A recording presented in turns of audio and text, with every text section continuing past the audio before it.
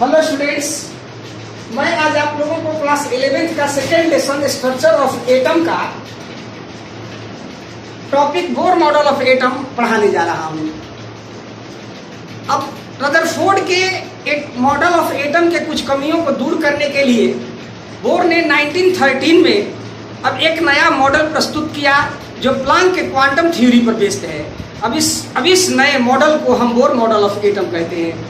Bore model of atom यह topic इस lesson में इतना इंपॉर्टेंट टॉपिक है कि एटम का पूरा क्लियर पिक्चर अब इस मॉडल ऑफ एटम के साथ आप लोगों के सामने प्रस्तुत हो जाता है और एटम की पूरी स्ट्रक्चर आपके सामने आ जाती है।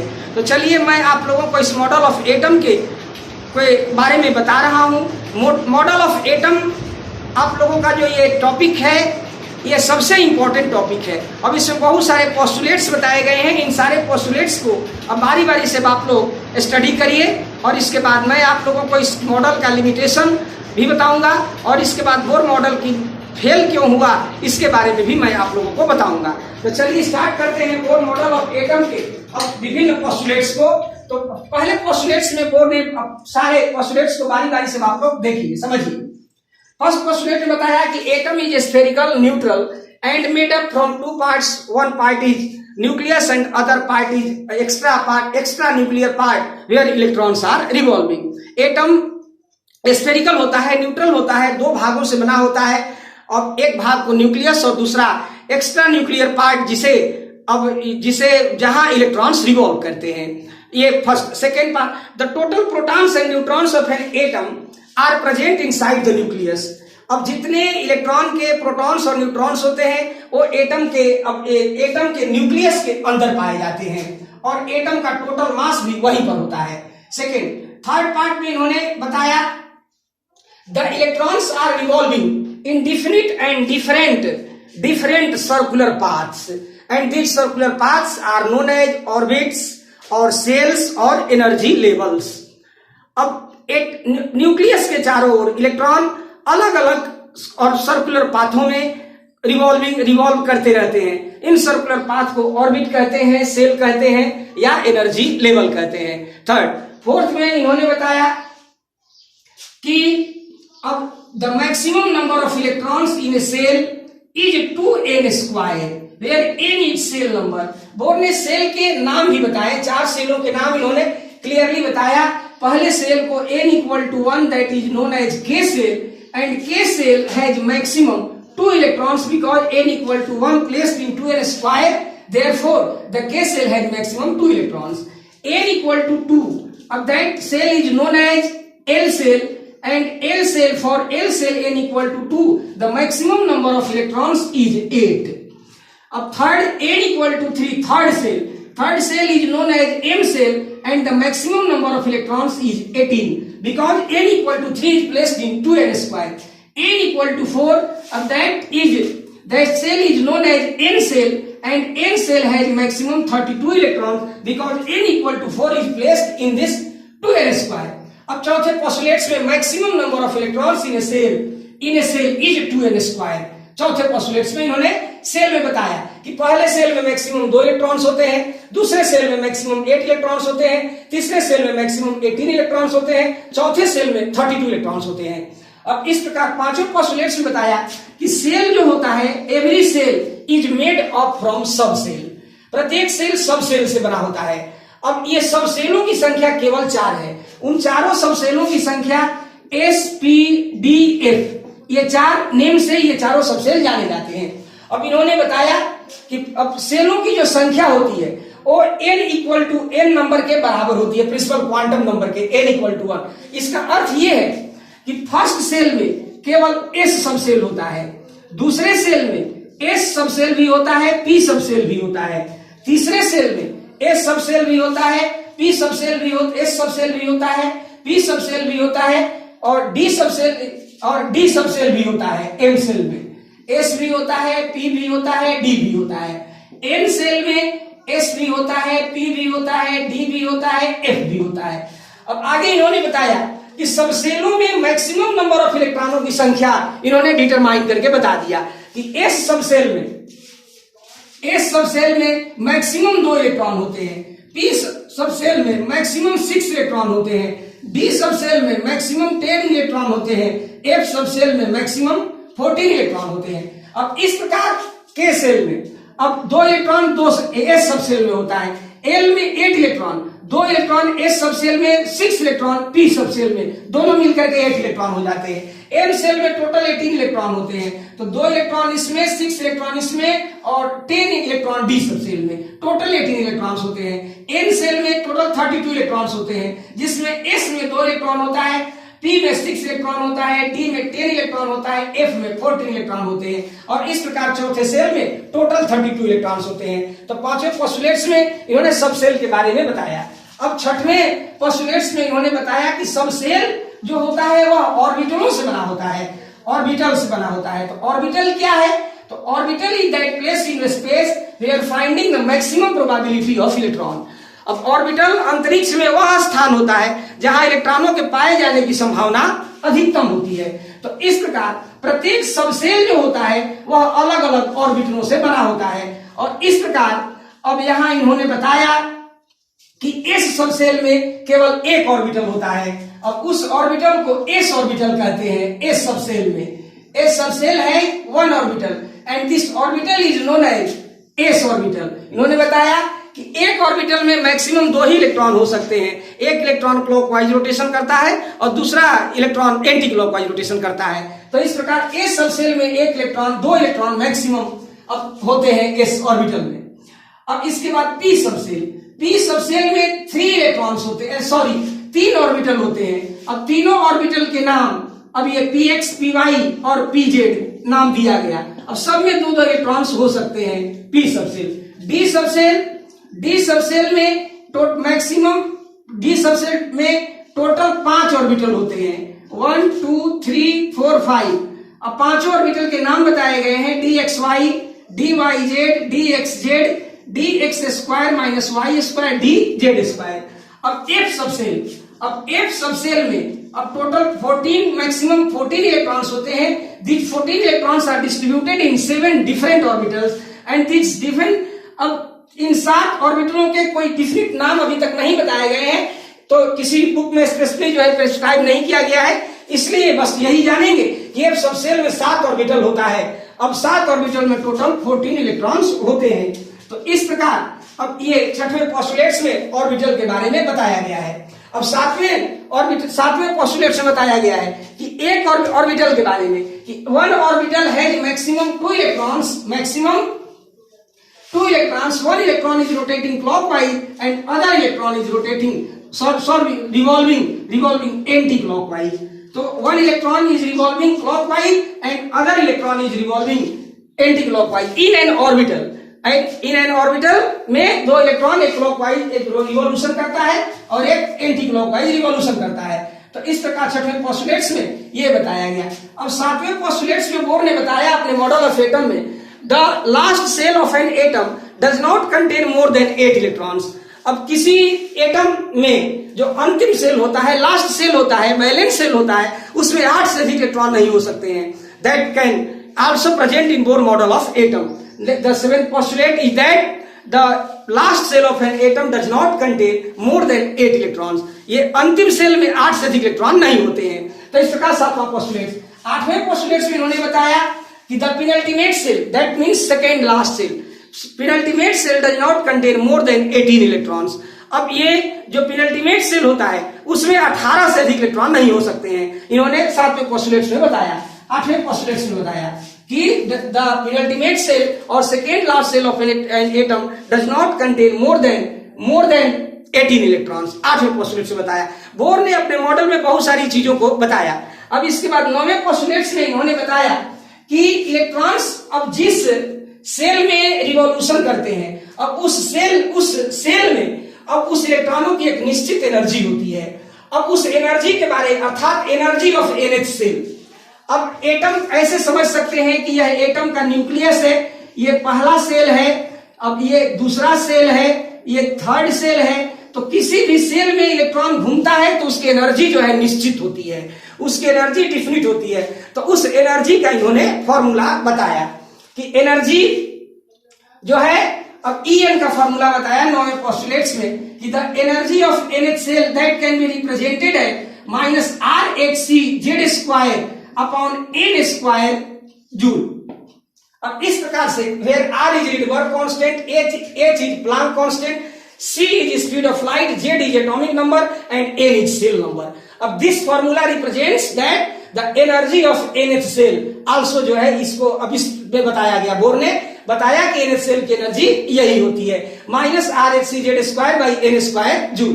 9वें पोस्टुलेट में बताया। 10वें पोस्टुलेट में बताया कि अब जिस सेल में इलेक्ट्रॉन घूमता है उस सेल की रेडियस का भी फॉर्मूला इन्होंने बताया कि radius of NH cell.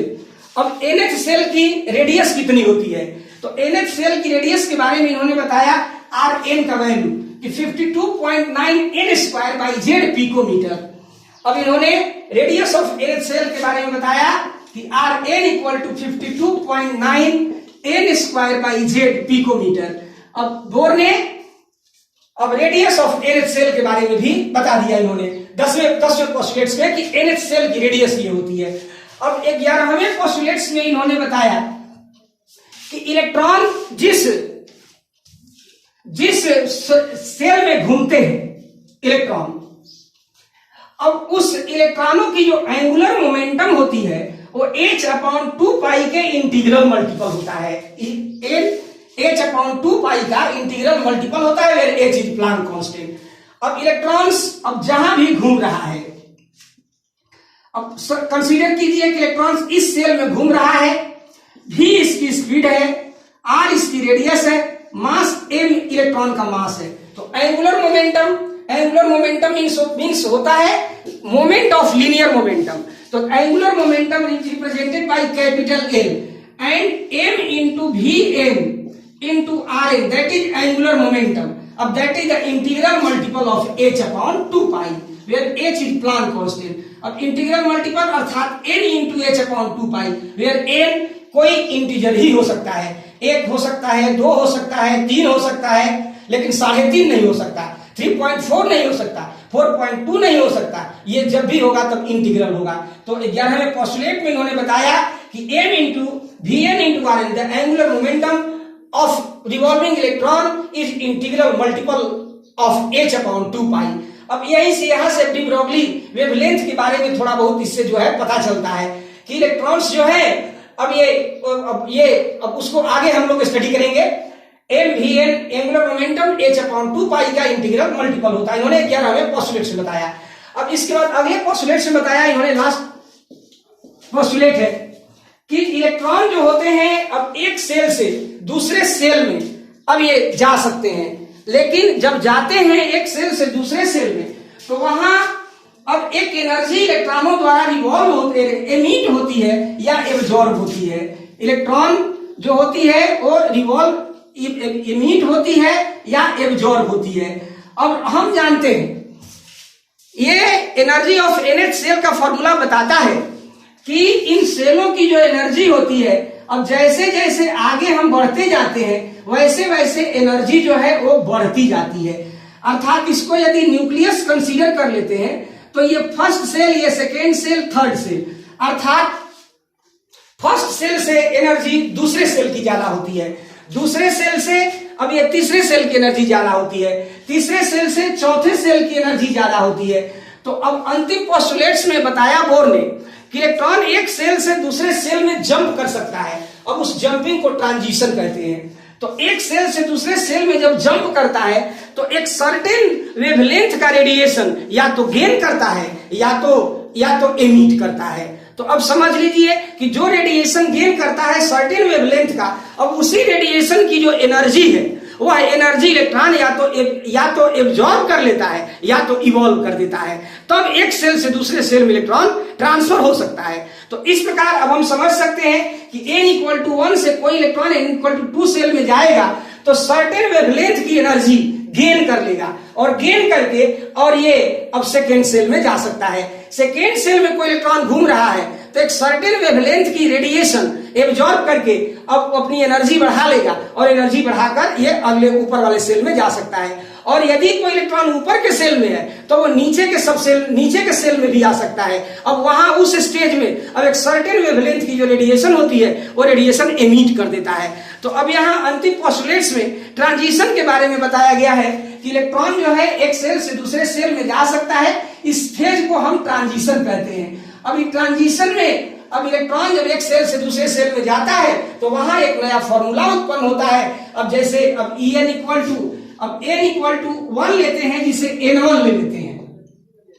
Electron पहले सेल में है N1 सेल में, तो E1 का वैल्यू होता है -RHC/N1²।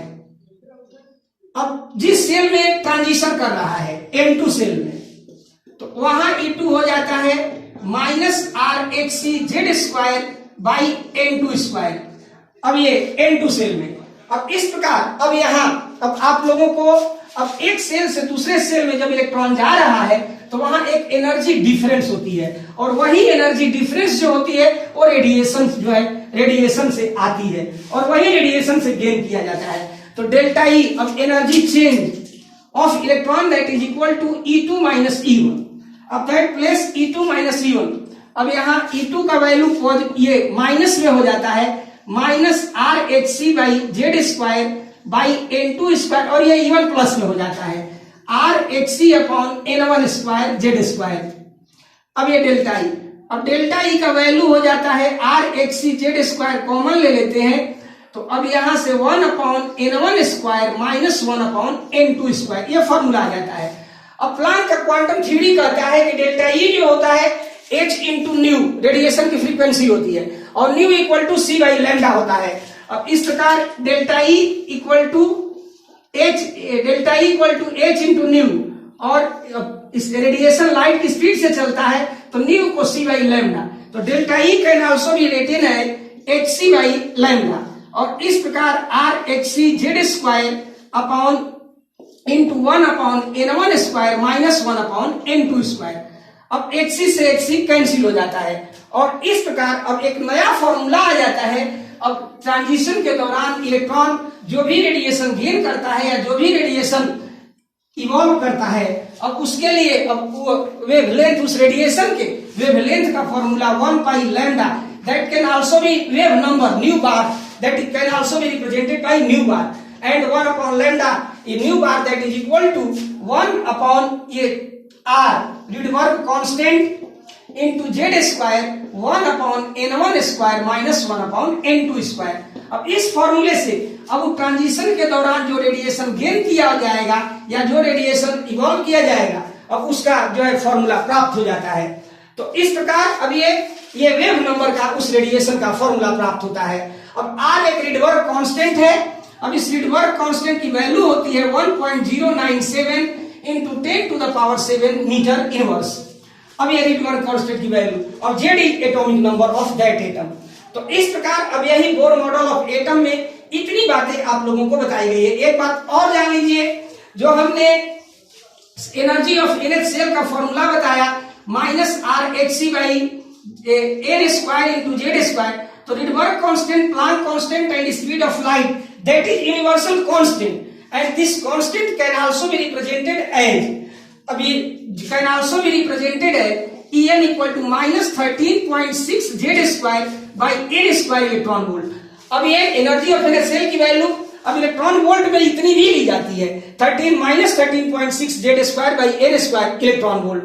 अब नेगेटिव साइन का जो सिग्निफिकेंस होता है यहाँ कि नेगेटिव जो होती है वो NH सेल की एनर्जी की स्टेबिलिटी को रिप्रेजेंट करता है। किसी भी मैटर की एनर्जी यदि नेगेटिव में होती है तभी वह मैटर जो है स्टेबिलिटी के साथ जो है किसी कहीं पार्ट में हो सकता है। तो negative sign of the energy indicates that the stability of electron, the electrons are revolving around nucleus with very stability, that means negative symbol signify of this the formula। तो यही ये 12 पोस्टुलेट्स में आप लोगों के बोर मॉडल ऑफ एटम को पढ़ाया गया है। अब हम लोग बोर मॉडल में के एटम के लिमिटेशंस को जान लेते हैं कि बोर मॉडल में अभी भी अब कौन कौन सी कमियां रह गई हैं। तो बोर मॉडल ऑफ एटम के लिमिटेशंस में पहला लिमिटेशन है कि बोर के ये एटम का मॉडल जो होता है वह केवल हाइड्रोजन एटम के लिए अप्लीकेबल होता है। अब अर्थात सिंगल इलेक्ट्रॉन स्पेसीज के लिए यह अप्लीकेबल होता है, बाकी एटमों के लिए अब यह रूल अप्लीकेबल नहीं होता है। यह रूल जो है यह भी नहीं बता पाता है यह बोर मॉडल ऑफ एटम की सेकेंड कमी कि स्पेक्ट्रल लाइंस, जब एटम के स्पेक्ट्रम का स्टडी किया गया तो उसमें देखा गया कि तरह तरह की जो स्पेक्ट्रल लाइंस उसमें दिखाई गई। अब n इक्वल टू, अब स्पेक्ट्रल लाइंस का मतलब ये है, कुछ ऐसे समझ सकते हैं हम कि इलेक्ट्रॉन्स इलेक्ट्रॉन के जंप करने की संभावना है। अब इलेक्ट्रॉन, अब ये न्यूक्लियस में थर्ड सेल में है तो थर्ड सेल से सेकेंड सेल में भी आ सकता है, वहां एक अलग रेडिएशन होगी। थर्ड सेल से सेकेंड सेल फर्स्ट सेल में भी आ सकता है, वहां एक अलग रेडिएशन होगी और रेडिएशन एब्जॉर्ब होगा। तो अलग अलग स्पेक्ट्रोमीटर में अलग अलग प्रकार के स्पेक्ट्रम देखे गए थे, तो उस स्पेक्ट्रम में बनी स्पेक्ट्रल लाइंस जो है अब देखी गई थी। तो बोर का मॉडल ऑफ एटम यह चीज एक्सप्लेन नहीं कर पाया कि जो स्पेक्ट्रल लाइंस है स्पेक्ट्रम में, उन यदि मैग्नेटिक फील्ड में उसे रखा गया तो मैग्नेटिक फील्ड में ये लाइंस स्प्लिट हो गई। The Bohr model of atom could not explain about splitting of spectral lines in presence of magnetic field. अब this effect is known as Zeeman effect. This effect is known as Zeeman effect. अब जीमन के अनुसार spectral lines magnetic field में split हो जाती है, इस बात का भी explanation bore model of atom नहीं करता है। इसके बाद आगे एक्सप्लेन नहीं करता है कि स्टार्क इफेक्ट, ये स्पेक्ट्रल लाइंस अब इलेक्ट्रिक फील्ड में भी, अब ये इलेक्ट्रिक फील्ड एक और पॉजिटिव चार्ज का प्लेट रख दिए, एक और नेगेटिव चार्ज का प्लेट रख दिए, उसमें स्पेक्ट्रम को देखा गया तो अब वहां स्पेक्ट्रल लाइंस जो है वो स्प्लिट हो गई। तो इस बात का भी व्याख्या नहीं करता है बोर मॉडल ऑफ एटम। इसके बाद अब ये लास्ट में एक चीज ये भी एक्सप्लेन नहीं करता है कि एटम की एबिलिटी को, the Bohr model of atom could not explain about ability of atom to form a chemical bond, to form a stability, to form a molecule. Atom अपनी स्टेबिलिटी बनाने के लिए या अब मोलिक्यूल फॉर्मेशन करने के लिए उसमें वो कौन सी क्षमता होती है जिसके कारण वह एटम मोलिक्यूल बना लेता है। तो इस प्रकार एटम के केमिकल बॉन्ड बनाने की जो क्षमता है, एबिलिटी है, इस बात को भी bore model of atom explain नहीं करता है। तो इस प्रकार अब ये बोर मॉडल में ये कुछ कमियां आज देखी गई, जो कमी आज भी यहां उपस्थित है। अब हम जान लेते हैं कि Bohr model of atom fail क्यों हुआ। What are the reasons behind the failuring of Bohr model of atom. तो बोर के मॉडल के फेल होने के दो कारण थे। बोर ने एटम के अंदर इलेक्ट्रॉन के पाथ को सर्कुलर पाथ मान लिया, सर्कुलर ऑर्बिट मान लिया, और उन्होंने ये नहीं समझा, अर्थात इलेक्ट्रॉन के वेव कैरेक्टर को नेग्लेक्ट कर दिया। The wave character of electron is neglected by Bohr. अब आगे चल करके इस बात को आप लोग पढ़ेंगे जब मैटर वेव्स पढ़ाया जाएगा, डी ब्रॉगली वेवलेंथ के बारे में, तो वहां बताया जाएगा कि इलेक्ट्रॉन्स जो होते हैं अब सर्कुलर पाथ के बजाय ये वेव लाइक पाथ में ऐसे ऐसे जो है इलेक्ट्रॉन घूमते रहते हैं, और ये इस प्रकार से ये घूमते रहते हैं वेव जैसे कैरेक्टर में। तो अब यहीं पर जो है वो जो पाथ, एक बोर मॉडल का एटम जो होता है वो यही होता है कि ये जो पूरी सरकमफेरेंस होती है पाथ की, ये 2πrn, the path of electron circumference, that is equal to n into lambda, where n is the number of waves of two consecutive, that is this distance is lambda, two consecutive, the separation between two cross or troughs is lambda। तो अब Bohr ने अब मान लिया कि electron का जो path होता है वो सर्कुलर पाथ, एक सर्कुलर ऑर्बिट होता है। तो ये वेव कैरेक्टर ऑफ इलेक्ट्रॉन को अब इन्होंने इग्नोर कर दिया, इन्होंने कंसीडर ही नहीं किया। अब इसलिए बोर मॉडल जो है फेल हुआ। तो इस प्रकार वहां वास्तव में होता है कि जो जिस पाथ पर इलेक्ट्रॉन रिवॉल्यूशन करता है उसकी जो सरकमफेरेंस होती है वह इस वेवलेंथ का इंटीग्रल मल्टीपल होता है। अब यही लैम्डा आगे चल करके मैटर वेव्स का वेवलेंथ भी कहा जाता है, डी ब्रॉगली वेवलेंथ के नाम से भी जानते हैं।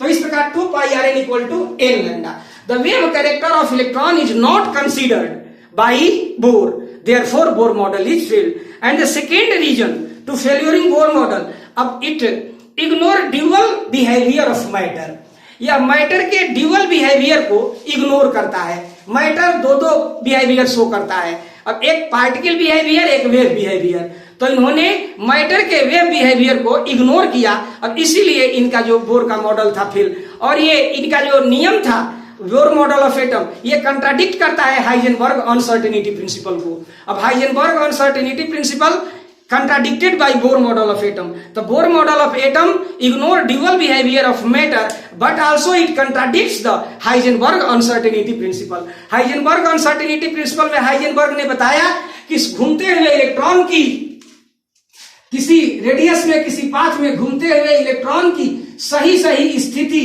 और सही सही वेलोसिटी, अब दोनों का साथ साथ इमेजिनेशन सही सही उन दोनों का कैलकुलेशन नहीं किया जा सकता, दोनों का सही सही, तो इस बात का भी व्याख्या नहीं उन्होंने नहीं माना। तो इस प्रकार बोर मॉडल ऑफ एटम जो है फेल होने के ये कारण है। तो इस प्रकार अब आगे की पढ़ाई हम आप लोगों को अगले क्लास में पढ़ाएंगे। अब इसके बाद अब आप लोग ड्यूअल बिहेवियर ऑफ मैटर और रेडिएशन के बारे में स्टडी करेंगे। अब आज के क्लास में यहीं तक आप लोगों को पढ़ाते हैं, इसके बाद अगले क्लास में अगले लेक्चर में आप लोग पढ़ेंगे। Very very thank you.